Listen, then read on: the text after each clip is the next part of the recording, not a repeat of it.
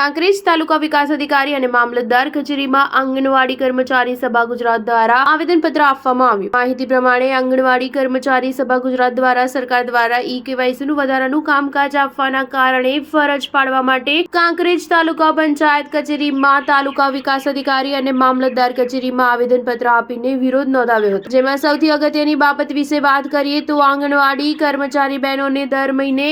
TMR આપવાનું શક્ય નથી અને ગ્રામ્ય વિસ્તારોમાં ગરીબ અને મધ્યમ વર્ગના લોકોને પોતાના ઘર નિર્વાહ માટે મજૂરી કરવા માટે બહાર જવાનું હોય છે, ત્યારે લાભાર્થી પોતાના ઘરમાંથી કોઈ એક સભ્ય આવી શકે અને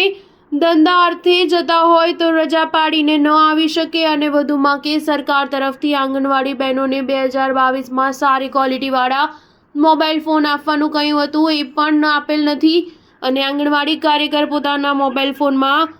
ઈ-કેવાયસીનું વધારાનું કામકાજ કરી શકે તેમ નથી। બીજું કારણ નામદાર ગુજરાત હાઈકોર્ટ દ્વારા ચુકાદો આપેલ છે। આંગણવાડી કાર્યકર તેડાગરને સરકારી કર્મચારી ગણી વર્ગ 3નો દરજ્જો આપી સરકાર કર્મચારી તરીકે ગણવા સરકારશ્રીએ કોન્ટ્રાક્ટવાળા કર્મચારી ગણી ખૂબ જ સુંદર કામ કર્યું છે અને આંગણવાડી કાર્યકારી તો 1975થી કામ કરી રહ્યા છે અને હવે સરકાર કર્મચારીનો દરજ્જો આપી ન્યાય આપે એવી માંગ કરવામાં આવી છે, જેમાં ચંપાબેન પરમાર, રેખાબેન જોશી અને પુષ્પાબેન દરજી સહિત અન્ય બહેનો ઉપસ્થિત રહ્યા હતા। Star news 7 Patan.